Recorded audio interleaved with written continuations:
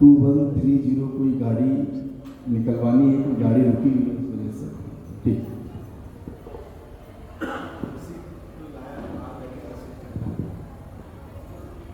मंगलमय मंगल करण वीतराग विज्ञान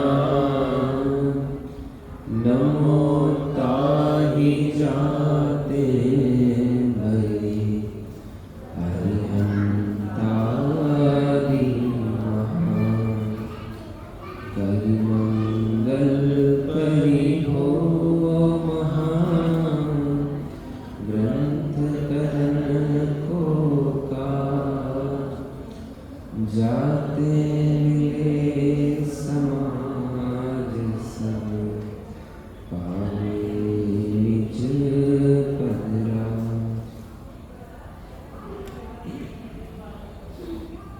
अभी हम और आपने आदरणीय पंडित जी साहब के द्वारा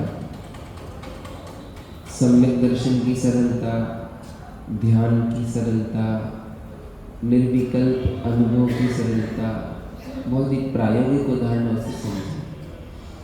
क्या बताएं, हम लोग थोड़े श्रोता और शिवरार्थी है ना, इसलिए हम अगले प्रवचन सुनने के लिए बैठ गए। नहीं तो बात तो ऐसी होनी चाहिए थी कि सीधे अपने घर की ओर नहीं, अपने स्वरूप की ओर लौट जाना चाहिए।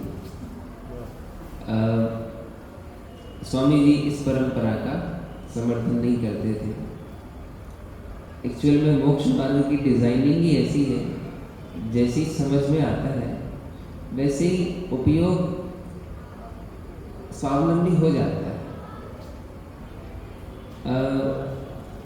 श्रोताओं को अपनी जिम्मेदारी समझना चाहिए कि अपन कोई फुटबॉल नहीं है कि एक वक्ता अपने को यहाँ से करे और दूसरा यहाँ से करे। आप लोग झंडा नहीं हो, हवा की तरह हर कोई हिलाते जाए और आप हिलते जाओ। मैं इसी विषय को थोड़ा सा और मोक्षमार्ग प्रकाशक जी के आलोक में कहने का प्रयास करूंगा, क्योंकि विषय तो एकदम स्पष्ट हो गया है। एक बात कहता हूँ, मोक्ष मार्ग को आप जिनवाणी में मत देखो, मोक्ष मार्ग को आप अपने जीवन में देखो, तो आपको सारे द्वंद्व और दुविधाएं मिट जाएंगी। आपने सम्यक दर्शन का जो लक्षण समझा है ना, वो जिनवाणी से अडॉप्ट किया है। अडॉप्ट समझे आप? सम्यक दर्शन हमारी आवश्यकता इसलिए बन रही है क्योंकि उसके बिना तो हम चार गति में घूमने से बच नहीं पाएंगे। अब बोलने में तो ऐसे ही आएगा, आत्मा के धरातल पे जाके देखो। सम्यक दर्शन इसलिए नहीं कि अपन चतुर्गति में घूमने से बच जाएंगे। सम्यक दर्शन इसलिए क्योंकि अपन आत्मा है और अपन अपनी पहचान किए बिना जीवन जीते रहे, ऐसा जीवन तो बेकार है। भय और लोभ की बात नहीं है, मुझे मेरी पहचान होना पहले जरूरी है। मैं सबको कहता हूँ,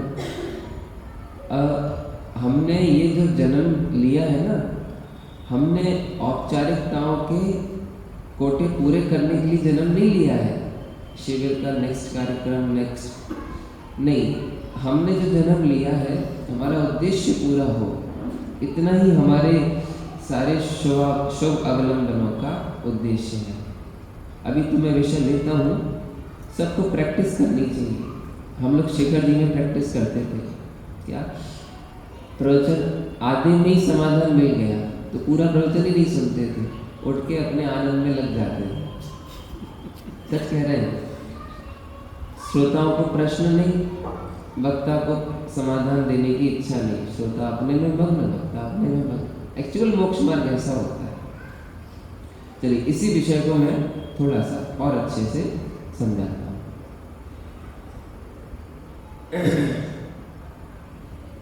आत्मा में दो गुण हैं, मुख्यता से मैं ले रहा हूँ, ज्ञान गुण और श्रद्धा गुण। अब देखिए, अब आप जिस मस्ती से अभी आए हैं ना, अब आपको आगे भी यही मस्ती को कंटिन्यू रखना है। इसलिए यूँ समझ लीजिए, सम्यक दर्शन, आनंद, ध्यान, निर्विकल्पता, शुद्धोपयोग, एक आनंद के ही विविध विविध नाम हैं। भैया आप तो आत्मा जान के प्रसन्न हो जाओ, इसे ही जिनवाणी नए नए नामों से कहेगी। बोले ये तेरा निर्विकल्प शुद्धोपयोग है, यही तेरा स्वसंवेद है। एक चैप्टर लेता हूं, इसे जरा सुनिए। आत्मा में थोड़ा सा विषय सैद्धांतिक ले लूं, अब ले लूं ना, क्योंकि मुझे धारा बदलने में बड़ा ही अटपटा लग रहा है। फिर भी चलिए मैं एक गुस्ताखी करता हूँ। आत्मा अनंत गुणों का अखंड पिंड है। समझ में आया आपको? बराबर। आत्मा में अनंत गुण अपनी समान हैसियत से रहते हैं, ये भी समझ में आता है। हर गुण अपनी अपनी मर्यादा के अनुसार परिणमित होता है। ठीक है, मैं दो द्रव्यों की बात नहीं कर रहा हूँ, मैं एक वस्तु के अनंत गुणों की बात कर रहा हूँ। ठीक है, अब थोड़ा सा एक गुण का परिणमन उस गुण की स्वतंत्रता के हिसाब से होता है, बाकी अन्य गुणों का उसमें छेड़छाड़ नहीं है। समझिए इसको। हम क्या है, एक गुण की दूसरे गुण में मिक्सिंग करते हैं, इसलिए सम्यक दर्शन का लक्षण हमको कठिन बन जाता है। कल मैंने 4 लक्षणाभास लिए थे, उनको दोहराता हूं। हम समझते हैं कि विचार करते करते करते एक दिन हमें विचारों से एक निर्विचार स्थिति आ जाएगी और हमारा निर्विकल्प अनुभव सामने खड़ा होगा। यहाँ देखो, आप क्या सोच रहे हैं, विचार करेंगे। अभी देखो भाई साहब, इतना अच्छा प्रवचन है ना, इसकी अगर अभी मिट्टी पलीत करनी हो तो एक सेंटेंस काफ़ी है। पंडित जी ने कहा हम सब आत्मा हैं, मस्त हो जाए। आप बोलोगे अब हम विचार करेंगे। क्या बोल दोगे आप? हम घर जाके विचार करेंगे। कुछ लोग ऐसे होंगे, पंडित जी तुम्हें तो क्या है, तुमने तो बोल दिया, हम माने तब ना। ऐसा भी कई लोग बोल देते हैं, हम माने तब तो कुछ बात है, तुमने तो कह दिया आत्मा पूरा है, शुद्ध है, भगवान है, ये माने तब तो कुछ बात है। ये सब कहलाता है डाइवर्जन, ये कहलाता है भटकाव। हम हमारी समझ को नकारते हैं, हम हमारे सम्यक दर्शन को ठुकराते हैं। अभी जिन्हें प्रवचन में लिया था, भाई साहब ने भी कहा वस्तु स्वरूप, आत्मा का स्वभाव, वस्तु का स्वरूप एकदम स्पष्ट है, हर किसी को समझ में आता है। बोलो कौन है ऐसा जो आत्मा को नहीं स्वीकारता? और इतना पढ़ लेने के बाद कौन है जिसे ये नहीं लगता मुझ में भगवान बनने की सामर्थ्य है? लेकिन एक सम्यक दर्शन की छोटी सी चिट समझे आप, उसमें अपन ने पूरे आत्मा को एक तरफ रख दिया। हम हाथ का सम्यक दर्शन छोड़ते हैं। इसी डाइवर्जन में समझ तो लिया, माने तब ना। क्यों जी, लगता है कि नहीं लगता है? अच्छा, एक प्रश्न कर ही लेता हूँ। इतना अच्छा विषय इन दिनों सुनने के बाद आप में से कितने लोग हैं जो एक कह सकते हैं कि मुझे अब सम्यक दर्शन की कोई चिंता नहीं? मैं हाथ खड़े नहीं करा रहा हूँ, लेकिन आप सोचो कितने अब सम्यक दर्शन के नाम पे आक्रांत नहीं है। आक्रांत समझे आप? माथे पे भार नहीं है। अगर है तो समझो दीवान जी का शिविर सार्थक हो गया, और नहीं तो आप यूँ समझिए, अगर आप इतनी सरलतम विधि से सम्यक तो नहीं समझ पा रहे तो इसके अलावा तो कोई विधि नई तो नहीं निकाली जा सकती। ठीक है, वापस श्रद्धा गुण का परिणमन मात्र और मात्र स्वीकृति रूप होता है। बोलो क्या कहा? श्रद्धा गुण का परिणमन मात्र और मात्र स्वीकृति रूप। स्वीकृति माने मेरा है, मेरा नहीं है, सुख है, सुख नहीं है, करता हूं, करता नहीं हूं, भोगता हूं, भोगता नहीं। मैं फटाफट बोल रहा हूं आपसे। श्रद्धा में ये नहीं लगता अपन किसी अपेक्षा से करता और किसी अपेक्षा से अकरता।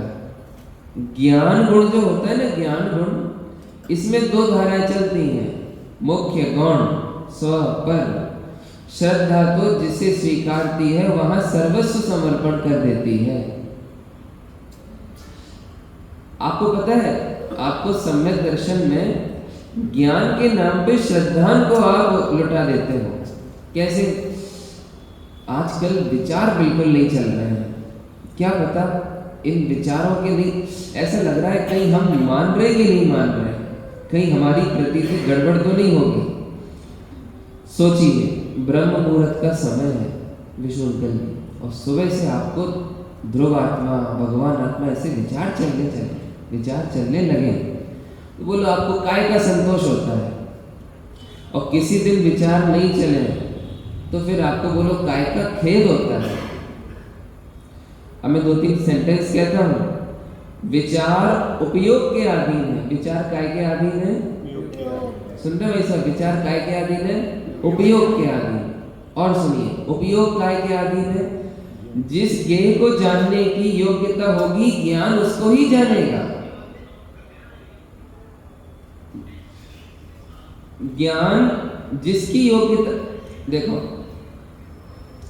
भाई साहब,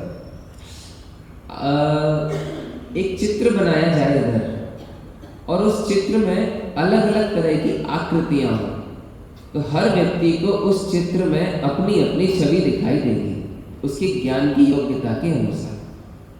मैं एक कहानी सुनाऊंगा ना, तो सब लोग अपनी अपनी दुनिया में पहुंच जाएंगे। एक बार की बात है, अपन तीर्थ यात्रा पे निकले थे।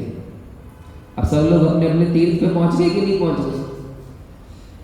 ज्ञान अपनी स्वतंत्र योग्यता से जानता है। मन विचारों का श्रद्धा से कोई रिलेशन नहीं है। विचार ज्ञान की योग्यता के अनुसार चलते हैं, और श्रद्धा कोई से भी विचारों में ज्यों की त्यों बनी रहती है। उदाहरण लेता हूं फटाफट। सीता जी है, सुबह से भूख लग रही है, तो काय के विचार आएंगे? खाने के कि राम के? खाने के। तो जब भोजन की इच्छा हो रही है, खाना खाना है, उस समय राम मेरे पति हैं, इसमें कोई अंतर पड़ सकता है क्या? नहीं ना। सीता सपने में है, तो सपने में कौन से सपने आएंगे बोलो आप? नहीं, जो सपने आने होंगे वही सपने आएंगे, लेकिन उसके बाद भी राम मेरे पति है, ये ज्यों का त्यों निर्णय बना रह सकता है कि नहीं?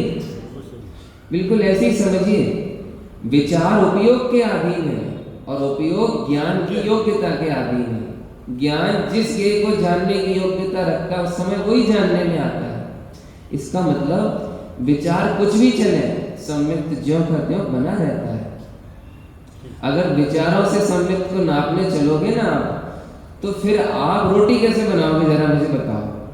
आप सब्जियां कैसे बनाओगे? व्यापार कैसे करोगे? नारकी बन के आप सम्यक दर्शन कैसे ले पाओगे? क्योंकि नारकी को विचारों में क्या सोचता है? मरना और मारना, बस। इसका मतलब विचार और प्रतीति दोनों अलग अलग हैं। भैया नहीं बैठे, बाबू युगल जी ने इस बिंदु पे जीवन भर मतलब चोट की है। ज्ञान प्रधान शैली और दृष्टि प्रधान शैली, हम मिक्स कर देते हैं दोनों को। अभी पिछले दिनों आया था, नहीं, स्यादवाद से अपन करता भी है और अकर्ता भी है। एकांत नहीं करना चाहिए ना, ये ज्ञान प्रधान शैली है। श्रद्धा प्रधान शैली में अपन अकर्ता ही है। देखो बताता हूँ, अपन आज ये 2 शैली और समझेंगे, ज्ञान प्रधान शैली और दृष्टि प्रधान शैली। ठीक है? इसको अगर आपको अच्छे से समझना हो तो बाबू युगल जी के चैतन्य की चहल पहल की सम्यक दर्शन संबंधी निबंध पढ़ना। पहले अपन इसको लेते हैं।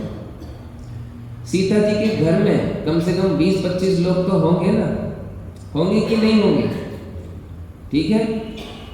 सीता जी के सामने अगर दशरथ जी आए तो सीता जी उनके सामने झुकेंगे कि नहीं झुकेंगे? आदर व्यक्त करेंगे कि नहीं करेंगे? लक्ष्मण के प्रति उनके हृदय में प्रेम वात्सल्य होगा कि नहीं होगा?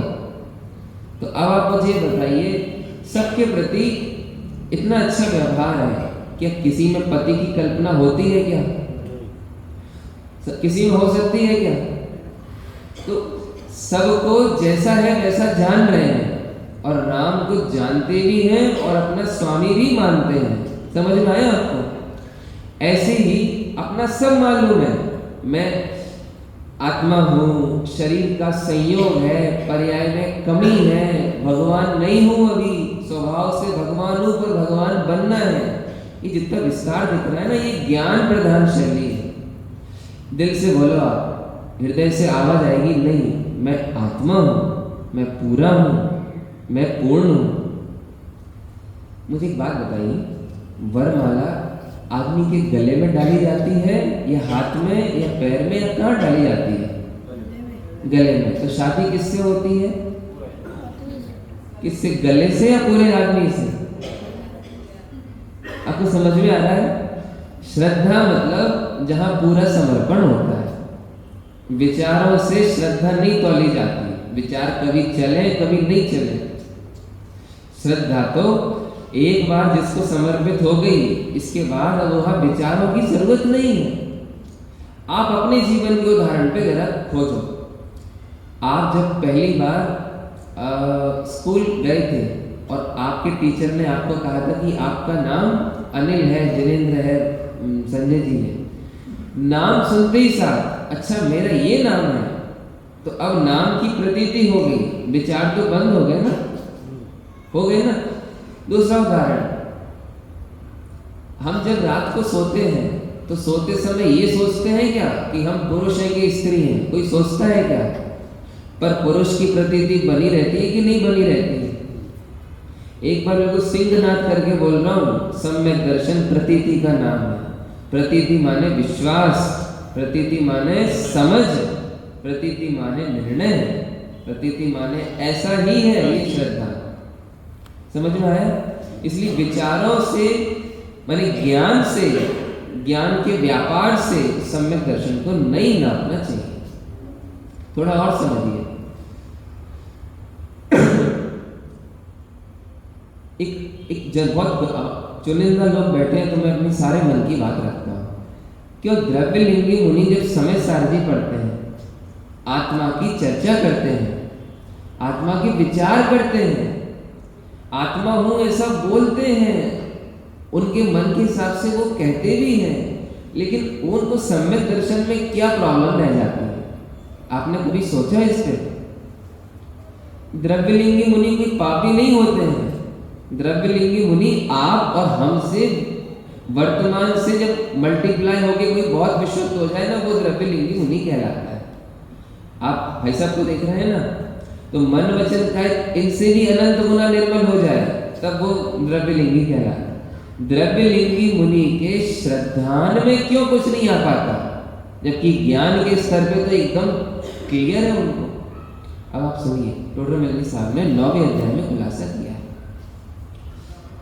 क्यों? मैं प्रमत्त नहीं, अप्रमत्त नहीं, एक ज्ञायक भाव हूं। ये कहाँ पढ़ा आपने? समय सारणी गाथा में। मैं नए पक्षातिक्रांत हूं, मुझ में कोई नए पक्ष नहीं। ये अपन ने कहाँ पढ़ा? समय सारणी में।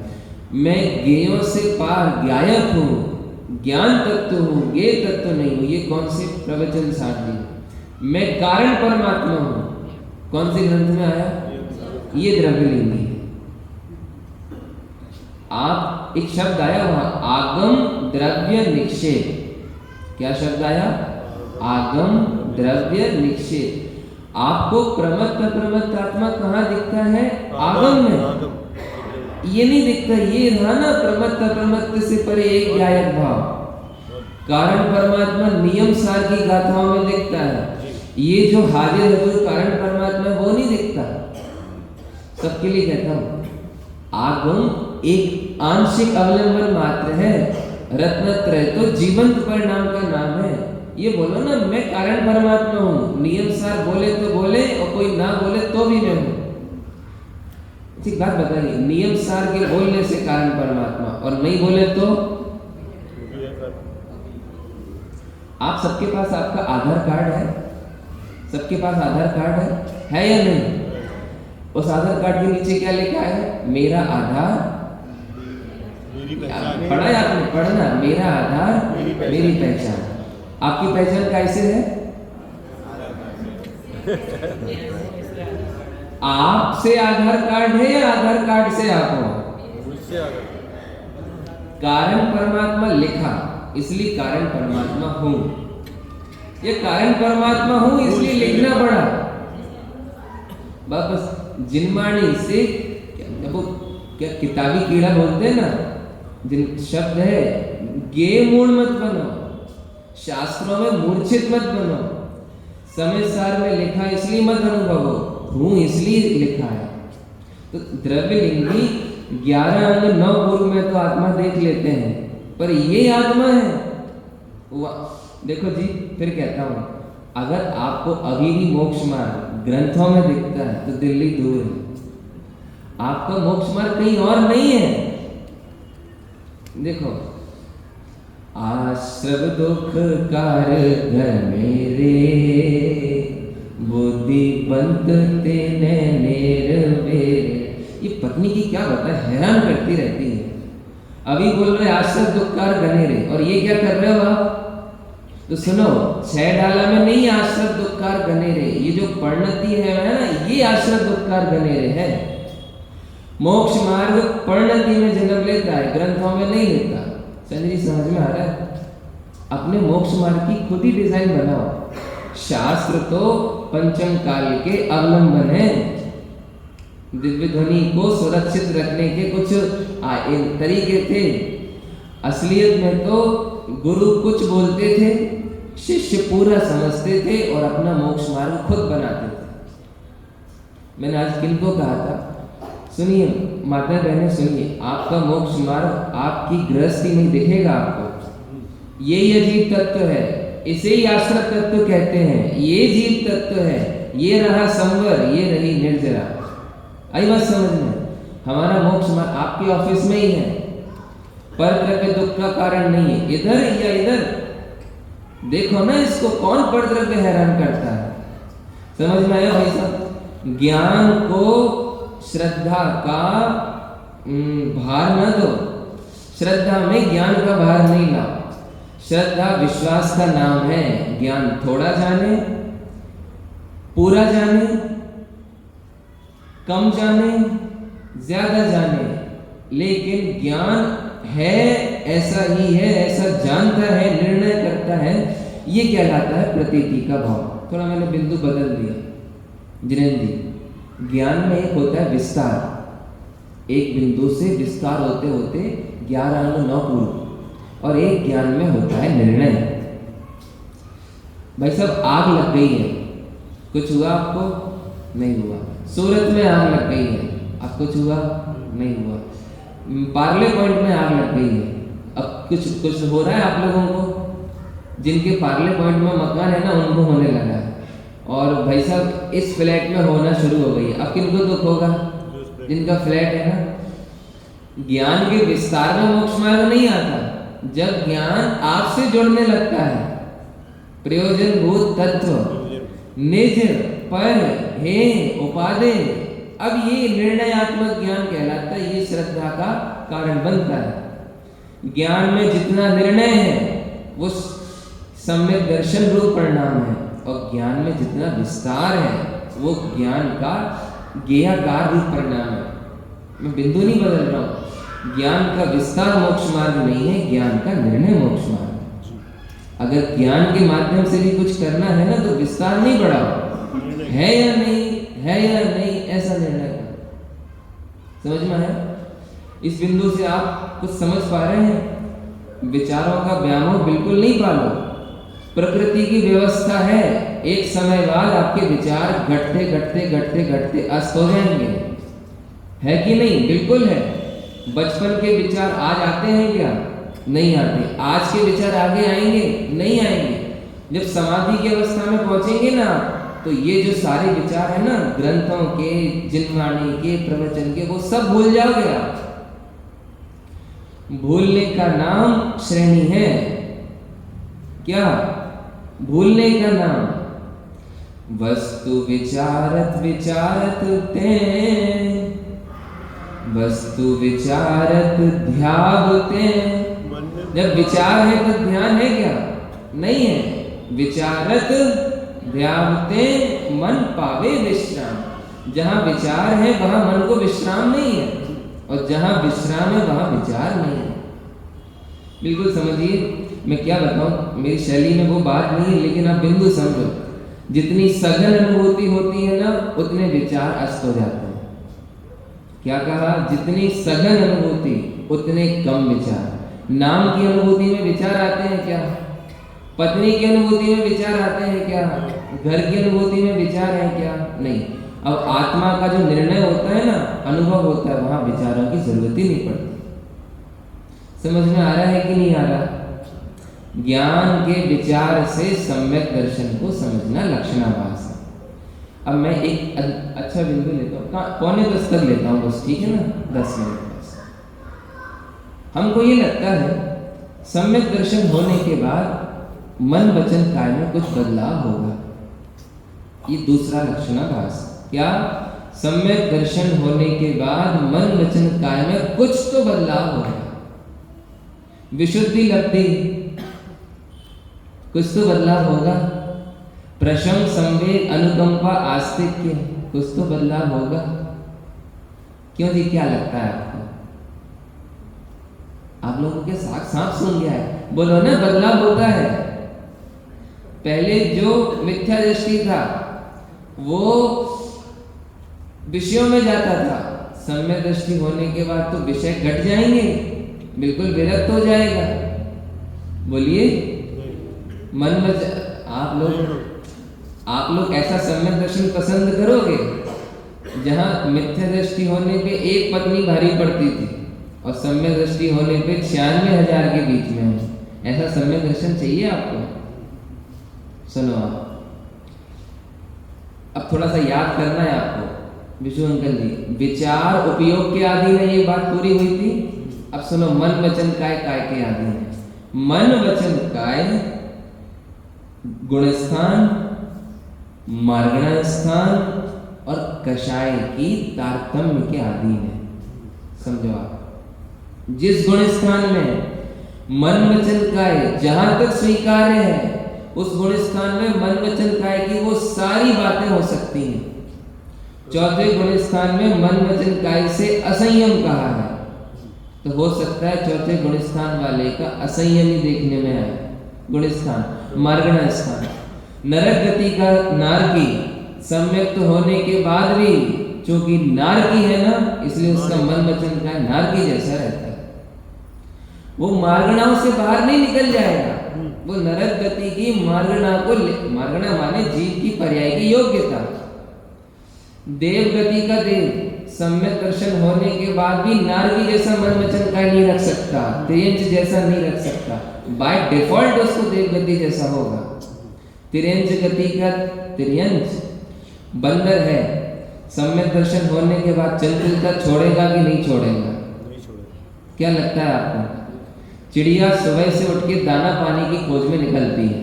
अगर सम्यक दृष्टि हो गई तो वो लोग दाना पानी की खोज में निकलेगी कि नहीं निकलेगी? भैंस जब तक मिथ्या दृष्टि थी तब तक तो पूंछ हिलाती थी, अब सम्यक दृष्टि हो गई, अब बोलो पूंछ हिलाएगी कि नहीं हिलाएगी? अरे बाबा, मिथ्या मन वचन काय से श्रद्धा का क्या रिलेशन है?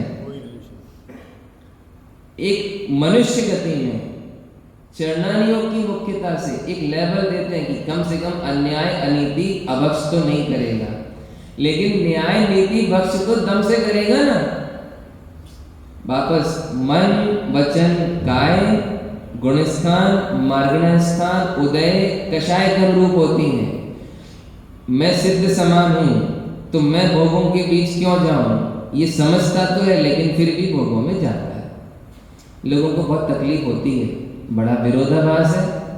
कहता है सिद्ध समान हूं और जीवन संसारियों जैसा है, भोगों में सुख नहीं है और भोगों को खूब मानता है। इसमें तो चर्चा लंबी है, आप इस पे सोचना। चारित्र गुण की परिणति की धारा अलग चलती है, श्रद्धा गुण की परिणति का परिणमन अलग चलता है।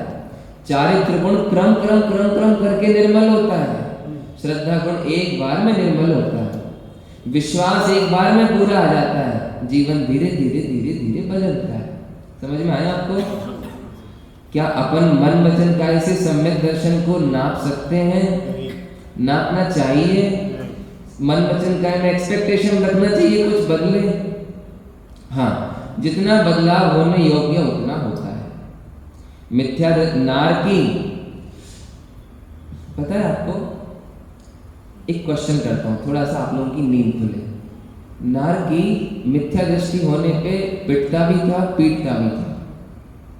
अब सम्यक दृष्टि होने के बाद ज्यादा पीटेगा या कम पीटेगा, क्या लगता है आपको? है?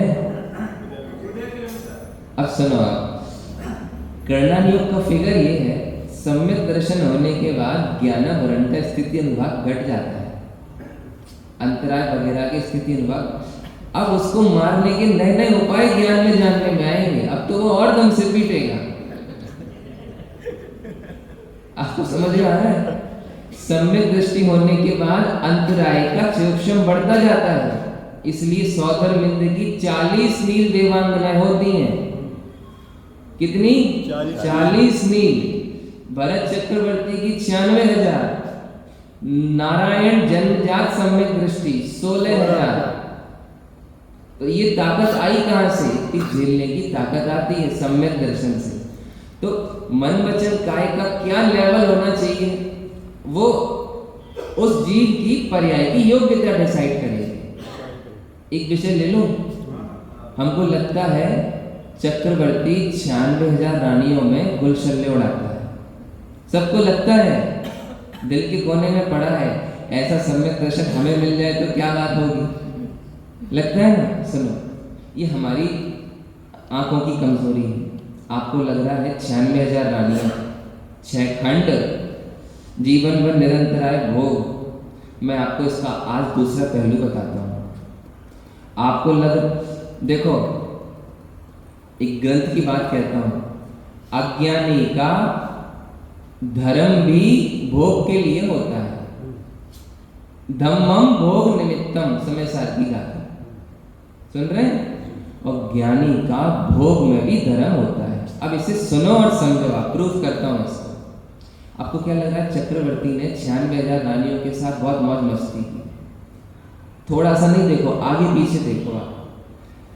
म्लेच्छ खंड की उन 32,000 कन्याओं को ला करके उसने जैन बनाया, जैनत्व के संस्कार दिए, सम्यक दर्शन दिया। और कितनी ही रानियां तो जैसी चक्रवर्ती दीक्षा लेती है, 32,000 म्लेच्छ खंड की कन्याएं अर्जिका बन जाती हैं। लब्धि सारजी में आया है, बहुत कुछ म्लेच्छ खंड की कन्याएं अर्जिका बन जाती हैं। तो क्या म्लेच्छ खंड से भोग भोगने के लिए लाया था वो? जीवन का 1% भोग में जाता है, 99% तो रत्नत्रय के पोषण में जाता है। अरे पति पत्नी का जो भोग कितना होता है, पूरे समय तो चर्चा वार्ता होती है। एक सम्यक दृष्टि के साथ कोई अगर मिथ्या दृष्टि रानी आई तो उस पर सम्यक का रंग चढ़ेगा कि नहीं चढ़ेगा? समझ में आ रहा है आपको? ऐसी 6 खंड चक्रवर्ती के कंधे पे क्यों आते हैं? ताकि सर्वज्ञ का शासन चले, न्याय नीति से लोग अपना जीवन जिए और सबको मोक्ष मार्ग की प्रेरणा मिले। इसलिए 6 खंड का उसके ऊपर भार आता है। आपको लग रहा है बस 6 खंड के बन गए नेता, अरे वो उसके लायक है। भोग नहीं है, वहां धर्म का अभिप्राय छिपा हुआ है। लाखों करोड़ों पुत्र चक्रवर्ती के साथ दीक्षा ले लेते हैं, तो उसने संतान के भोग विलास के लिए की थी, उनको मोक्ष मार्ग में लगाने के लिए की थी। जो जितना बड़ा ज्ञानी उसको उतनी बड़ी जिम्मेदारी, मोक्ष मार्ग का नियम है। ज्ञानी अगर मोक्ष नहीं जा पाते तो उन्हें मोक्ष मार्ग की बड़ी बड़ी जिम्मेदारियां मिलती हैं। पता है आपको? सौधर्मेंद्र एक भाव पहले बहुत घोर भावलिंगी संत होते हैं, हजारों वर्षों के उपवास कर लें, महीनों के उपवास कर लें, ऐसे होते हैं वो। भरत चक्रवर्ती पिछले भाव में 16,000 वर्षों का उपवास, ऐसे संत होते हैं घोर भावलिंगी, तब जाकर के उन्हें पंच कल्याणक की जिम्मेदारी मिलती है। अब तुम सम्यक दृष्टि हो तब तुम गर्भ कल्याणक बना पाओगे, मिथ्या दृष्टियों को नहीं मिलती। मन वचन काय पे माने जुड़े रहना, आप उसकी सम्यक की धारा तक पहुंच ही नहीं पाओगे। इसलिए सम्यक दर्शन को मन वचन काय से भी नहीं जोड़ना चाहिए। समझ में आया लक्षणाभास। तीसरा ज्ञान हो गया, मन वचन काय हो गया, शास्त्र भी हो गया। चौथा लेता हूं। हमको लगता है कि सम्यक दृष्टि होने पर जी कषाय कुछ तो कम होना चाहिए, कुछ तो कषाय घटनी चाहिए, कुछ तो गुस्सा कम होना चाहिए, कुछ तो अभिमान कम होना चाहिए। सुनो, आपको जो आंखों से दिख रहा है ना, वो कषाय नहीं है, वो कषाय का एक लेश्या है। वो क्या है? वो लेश्या है। कषाय तो उसके पीछे चल रही है। सम्यक दर्शन होने के बाद जो कषाय चौकड़ी मिटती है ना, उसका फल आत्मा के स्तर पे आनंद आता है। ऐसा नहीं है उसका गुस्सा होगा ही नहीं कि गुस्सा बहुत कम होगा, बल्कि बात तो ये है उसका गुस्सा और बढ़ जाता है। अभी कोई यहाँ पे महिला आ जाए, भगवान को छूने लगे, पंचामृत कर ले, तो लोग कई बात बोलने को सोचेंगे। सम्यक दृष्टि होगा ना, तमा जाएगा, बोले तुम शर्म नहीं आती तुमको, ये बीतरागी के सामने ये क्या कर रखा है। तो सम्यक दृष्टि होने पर कषाय तीव्र या मंद, पहले आपकी तीव्र मंद की व्याख्या गलत है। अनंतानुबंधी तो सत्ता से ही चली गई, और जो आपको गुस्सा दिख रहा है ना, वो मंद कषाय है, वो तीव्र कषाय नहीं है। चुप बैठना तीव्र कषाय है। तो सम्यक दर्शन को अपनी आप कषायों से भी नहीं समझे, से आप कषाय समझते हैं। समझ में आ रहा है आप लोगों को? जिसे आपने तीव्र कषाय माना वो मंद कषाय है भाई साहब। जिसे आप, अभी कोई व्यक्ति है, समझो आप बाहर हो हल्ला मचा के रखा है। मैंने शायद यहाँ नहीं सुनाया था, एक बहुत अच्छी घटना सुनाता हूँ आपको, समय हो गया आपने ले लें 10 बजे तक। चलो, एक जैन घर की घटना है बाबूजी। एक अच्छे कुल की कन्या का इस घर में आगमन हुआ। घर में घी दूध की नदियां बहती थी। तो एक बार क्या हुआ, इसने चावल लिया तो घी डालने में संकोच करे, क्योंकि सासू माँ थी, वो घी को बहुत, क्योंकि अटपेरा घी बनता था तो बड़े देखभाल के घी का यूज करती थी। एक बार क्या हुआ, घी थोड़ा सा गिर गया तो सासू माँ ने बहुत कुछ सुना दिया। शुरू में आए हुए 5-6 दिन हुए थे, तो दिमाग में टेंशन ले ली, बताओ घी नहीं खा पाएंगे, इतना सा घी गिर गया, उसमें इतना डांट लगा था। एक बार तो पता बात क्या हो गई, 1 लोटा पानी था, उससे डुल गया, तो सास ने और ससुर ने बैंड बजा के रख दी। ऐसा खरा खोटा सुनाया, उस दिन से उसकी तबीयत बिगड़ने लगी, शरीर में कमजोरी आने लगी, चेहरा धीमा पड़ने लगा। डॉक्टर को दिखाया, डॉक्टर ने कहा इनके दिमाग में गर्मी बढ़ गई है, इनके अभी क्या कहते हैं तेज कम हो रहा है, इनको घी खिलाओ। क्या खिलाओ? घी खिलाओ। उसने क्या सोचा था, जो पानी पे तो डांटते हैं, ये क्या घी खिलाएंगे। ससुर जी ने कहा सुनो, 5 टन की क्या खिलाता है वो, टीन होते ना, 5 टीन घी बुलवा लो, इस अपनी बहू को रोज 2-2 कलछी घी खिलाओ। तो बाहर निकल गई, ससुर जी ये क्या है, कल 1 बूंद घी पे डांट रहे थे, कल 1 लोटे पानी पे डांट रहे थे, आज 5-5 टीन घी बुला लिए। बोले बेटा तुझे वो तीव्र कषाय दिख रही थी, वो 1 बूंद घी को पता क्यों डांटा, तुम तो भूल जाओगे, फिर आएंगी चींटियां, और चींटियां किसी को नहीं दिखेंगी, पहला तरह रोंदी जाएंगी। और वो जो 1 लोटा पानी था ना, पानी नहीं था, पूरे घर के पानी को छान के जो जीवानी की जाती है ना, वो जीवानी थी। वो पानी से भी कीमती चीज थी, घी से भी कीमती चीज थी। आपको जो तीव्र कषाय दिख रही है वो मंद कषाय है, और जो मंद कषाय समझ में आती है वो तीव्र कषाय है। पता है तीव्र कषाय और मंद कषाय का पैमाना क्या होता है? जहां जितना आत्मा की विशुद्धि का घात हो, वो उतनी तेज कषाय कहलाती है। भाई साहब, ग्रहित मिथ्यात्व का नमोकार मंत्र पढ़ के समर्थन करना, तीव्र कषाय की मंद कषाय, तीव्र कषाय। और ग्रहित मिथ्यात्व पे चिल्ला चिल्ला के विरोध करना। बोलो ये कौन, मध्य कषाय की तीव्र कषाय? अब समझ में आ रहा है आपको? तो जो कषाय आप मान के बैठे हो जिन वाणी में, वो कषाय नहीं कही गई है। सम्यक दर्शन होने पर सौधर्मेंद्र तांडव नृत्य करता है। हम में से तो किसी को वो नृत्य भी नहीं सूझे। क्या भक्ति होती! कुबेर द्विचरम शरीरी होता है। कुबेर अगले गांव में मोक्ष जाता है तो फिर आगे समशरण बनाता है, देखता है, बिल्कुल पैरों पे खड़े रह के सबकी व्यवस्थाएं देखता है। क्यों? आपको नहीं पता, उसे वीतरागता का बहुमान है। ठीक है, चलो एक बार दोहरा दो फिर से। विचारों में सम्यक दर्शन नहीं, और सम्यक दर्शन होने पर आत्मा के विचार डेफिनेटली रुक जाएंगे।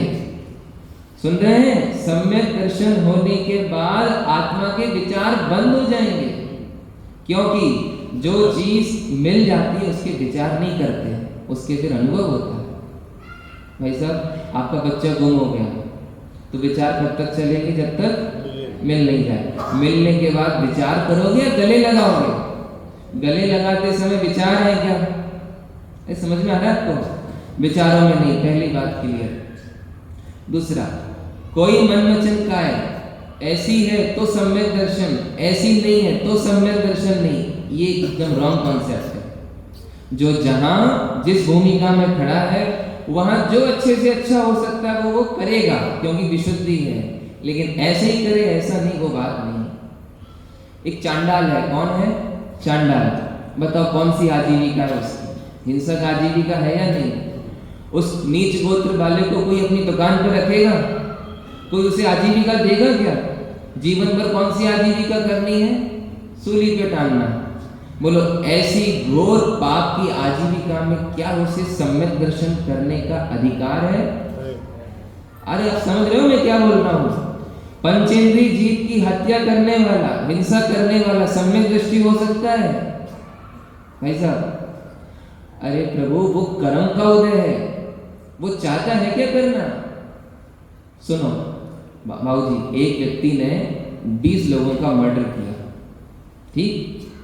तो जज अगर उसे सजाए मौत दे तो उसे पुण्य लगेगा कि पाप लगेगा? अब आप वही बता दो मेरे को। जज साहब ने 20 लोगों की निर्मम हत्या करने वाले मुजरिम को सजाए मौत दे दी।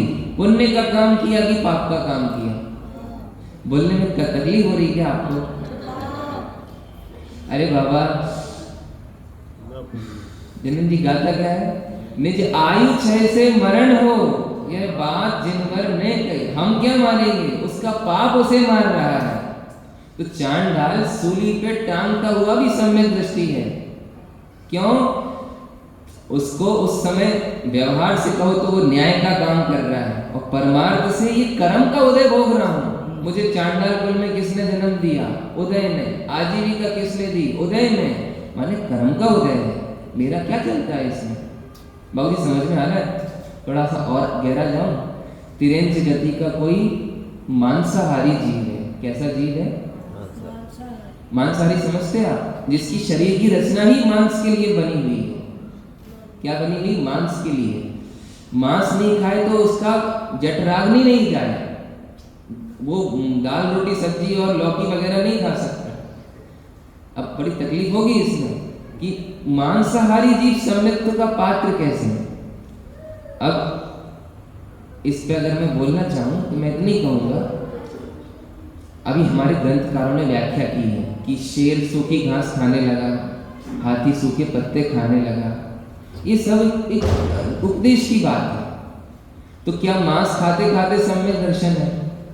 अब आप, मैं बोल नहीं रहा हूं, लेकिन आप इतना समझो, नरक गति का जीव अपनी नरक संबंधी कषायों के बीच सम्यक्त करता है ना?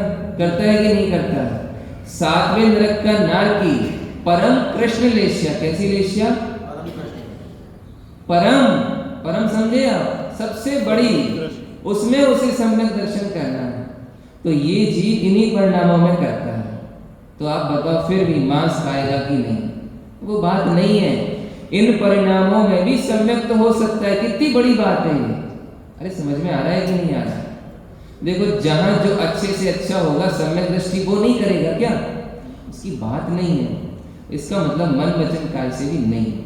और तीसरा मैंने लिया था, चारित्र में क्या घटेगा क्या बढ़ेगा। तो सुनो, कई जीव सम्यक दृष्टि होते हैं और सीधे मुनि बन जाते हैं। कई जीव सम्यक दृष्टि होते हैं, सीधे पंचम गुण स्थान वर्ती बन जाते हैं। कई जीव सम्यक दृष्टि होते हैं और उनका चौथे का चौथा ले रहता है। इसका मतलब जीवन में कुछ बदल जाए तो हमारा सम्यक दर्शन, ऐसी बात नहीं है। अगर चौथा गुण स्थान है तो सामान्य असंयम ही रहेगा। असंयम बोल रहा हूँ, असंयम गोमट सार जी की शब्द है। अभी मैंने आपको बता दिया, चक्रवर्ती को संयम नहीं है, लेकिन उन भोगों में भी उसका दृष्टिकोण एकदम धर्म का है। चलो, अब मैं अपने चारों बिंदुओं को ले पाया हूँ। द्रव्यलिंगी मुनि सम्यक दर्शन के नाम पे कहाँ चूकते हैं? क्योंकि उन्हें 11 अंग 9 पूर्व में 7 तत्व दिखते हैं, अपनी परिणति में 7 तत्व नहीं दिखते। उनका आश्रव ग्रंथों में है, ये नहीं दिखता, ये आश्रव है। तो हमारे लिए मात्र शास्त्र पढ़ के तत्वों का निर्णय नहीं, हमें एकदम समझ में आना चाहिए। आपको पता है शराब किसे कहते हैं? जो सर चढ़ के बोले, ऐसी श्रद्धान माने जो परिणति में उछल उछल के बोले। हमारा सम्यक दर्शन ये रहा, हमें एकदम समझ में आ रहा है कि देह मेरा नहीं, ये मेरा निर्णय है। मुझे एकदम समझ में आता है अशुभ आश्रव तो दुख के कारण है ही, लेकिन शुभ आश्रव भी मुझे सुख नहीं देते हैं, ये मेरे आश्रव का श्रद्धान है। समझ में आया बिंदु? अपना श्रद्धान एकदम निर्मल होना चाहिए। क्या दिक्कत है बोलने में कि मैं संवर तत्व को समझ गया और मेरा संवर प्रकट हो गया, मुझे मोक्ष तत्व समझ में आ गया और मैंने मोक्ष तत्व को पा लिया। बोलो ना, बड़े पंडित जी साहब ने खुल के लिखा है, मुझे आत्मा समझ में आया, मेरी श्रद्धा पलट गई। मुझे आत्मा समझ में आया, मेरा ज्ञान बदल गया। और आत्मा समझ में आया तो चारित्र भी धीरे धीरे सही होता जा रहा है। देखो, आप लोगों से कहता हूँ, दुनिया को बोलो चाहे नहीं बोलो, लेकिन अपने आप में तो निशंक रहो। आत्मा मिला माने मेरे सारे मोक्ष के काम पूरे हो गए। भाई साहब, समझ में आ रहा है? हाथ का सम्यक दर्शन खुद मत लौटाओ। स्वीकारते हो और फिर भी यहां से बोलते हो समझ तो रहे, लेकिन क्या पता मान रहे कि नहीं मान रहे। क्यों? श्रद्धान होने के बाद उस सम्यक दृष्टि को मालूम पड़ता होगा कि नहीं कि मुझे सम्यक दर्शन हुआ कि नहीं हुआ, श्रद्धान हुआ कि नहीं हुआ। क्या लगता है आप लोगों को? सोचिए, जब हमें सच्ची श्रद्धा होगी तो कुछ आहट होगी कि नहीं होगी? क्यों जी? अभी पता हम लोग क्या लगता है, माता मैंने भाई लोग भी बोलते हैं, इतने सालों से सुन रहे हैं, क्या पता भूला भटका कभी सम्यक दर्शन होके छूट गया हो। ऐसा नहीं होता, ऐसा नहीं होता। सम्यक दर्शन होता है, पूरी सोच बदलती है, पूरा जीवन बदलता है। देखो, बाबू भाई मेहता फतेहपुर एक उदाहरण देते थे, सम्यक दर्शन समझ में आता है या नहीं, सम्यक दर्शन का कुछ एहसास होता है या नहीं। एहसास से कहीं आप वहां तो नहीं जा रहे हो झूमते शांति लता के कुंज, जो पंडित जी ने कहा ना सामान्य, वो ही लेना। लेकिन सामान्य भी अपने आप में बहुत बड़ा होता है। समझ में आ रहा है? फास्ट हो रहा है भाई साहब, तेज हो रहा है क्या? नींद आ रही है? चलो एक बात, एक अंतिम उदाहरण। एक महिला गर्भवती थी। कौन थी? गर्भवती। उसकी प्रसूति का समय आया, तो जब प्रसूति गृह में गई तो उसने अपनी सासू माँ से कहा, माँ मैं पहली बार बच्चे को जन्म दे रही हूँ, बाई चांस मेरी झपकी लग जाए। क्या बोला? मेरी झपकी लग जाए तो तुम मुझे उठा देना, मैं उस प्रसव की आनंद को भोगना चाहती हूँ। आपको क्या लगता है माँ ने क्या बोला होगा? बोले अरे पागल, मैं नहीं जगाऊंगी, तू चिल्ला चिल्ला के सारे मोहल्ले को जगाएगी। समझ में आया? आपको सम्यक दर्शन ग्रंथों में नहीं देखना पड़ेगा, आपकी दृष्टि कहेगी अरे आज तक तो मैं कुछ और ही मान रहा था और आज तो मुझे कुछ और ही समझ में आ रहा है। अब मुझे ये देह अपना कुछ नहीं लगता, मुझे अब मिथ्यात्व की टेंशन नहीं होती, मुझे लगता एक समय का भ्रम था सो आज मिट गया। विनाशी बाह्य जीवन की आज ममता तजी झूठी। आज मुझे मोक्ष के नाम पे अट्रैक्शन नहीं होता, कॉन्फिडेंस आता है। इधर से मोक्ष नहीं होगा तो क्या वहां से होगा? ये रहा मैं मोक्ष का अधिकारी। अब सुनो आप, सम्यक दर्शन के नाम पे ललचाना भी बंद करो, भटकना भी बंद करो। आत्मा हो कि नहीं, इस पे आप साइन करके जाओ। कोई बोले नहीं नहीं है तो इधर बैठो, कौन हो फिर बोलो आप। इसी समय निर्णय करो, ये मत बोलो घर जाके हम सोचेंगे। इसी समय, इसी सेकंड, क्षण भर निज रस को पी चेतन। सम्यक दर्शन अंधेरा गया उजाला आया ऐसा काम है, और सम्यक चारित्र दूज का चंद्रमा आया और पूर्णिमा आया ऐसा काम है। चारित्र होगा घर जाने के बाद, सम्यक दर्शन तो अभी की बात है। बोलो हुआ कि नहीं? समय आत्मा हो या नहीं ये तो बोल दो। आत्मा तो हो ना, अधूरे आत्मा की पूरे आत्मा। संसार में घूमने की सामर्थ की भगवान बनने की सामर्थ, ये तो समझ में आया ना। अब आप टेंशन नहीं लो, अब जो होगा सब बढ़िया ही होगा। दूध में शक्कर डाला, बोलो बाई चांस क्या होगा? बाई चांस कुछ नहीं होगा, डेफिनेटली दूध मीठा ही होगा। ऐसी अपने को आत्मा जाना तो क्या होगा? अरे आनंद होगा और मोक्ष होगा। ऐसे निशंकित होकर आनंदित जीवन जियो। वो कैसा सम्यक दर्शन है, आ रहा है और जीवन को माने बदल ही नहीं रहा है। सम्यक दर्शन आए, पूरा दृष्टिकोण बदल जाता है। हम सभी मोक्ष तो बाद में जाएंगे, मोक्ष के श्रद्धांत से अभी मुक्ति का आनंद वो हो। क्यों जी? मुक्ति बाद में होती है कि पहले होती है? बाद में। और मुक्ति का श्रद्धान तत्वा श्रद्धानम, तो पहले मोक्ष का श्रद्धान और फिर मोक्ष की प्राप्ति। तो पहले मोक्ष का आनंद तो भोग लो, फिर मोक्ष बाद में मिलेगा। हम सभी कल की बात दोहराता हूं, अपना सम्यक दर्शन खुद समझें, उसे सरल बनाएं। दुनिया का सबसे बड़ा पाप, विराम लेता हूं, जो वक्ता मोक्ष मार्ग को कठिन बनाए उस जैसा पापी कोई दूसरा नहीं, और जो श्रोता मोक्ष मार्ग को कठिन समझे उस जैसा पापी भी कोई दूसरा नहीं। मोक्ष मार्ग अनादि अनंत सरलतम काम है, अपना काम है, स्वाधीनता से हो ऐसा काम है, और इसी समय हो ऐसा काम है। इतनी भी देर नहीं कि बैठे आंख बंद करें विचारें, समझे और समा गए। राजचंद्र जी साहब बोलते हैं समझे और मेरा पूरा जीवन बदल गया। हम ऐसे जीवन सम्यक को समझें, जिनवानी से सम्यक दर्शन के नाम पे आड़ नहीं लगाएं, कल्पनाओं से सम्यक दर्शन को आड़ नहीं लगाएं। जैसा सामान्य उसका आनंदमय स्वरूप है उसे समझें इसी भावना से।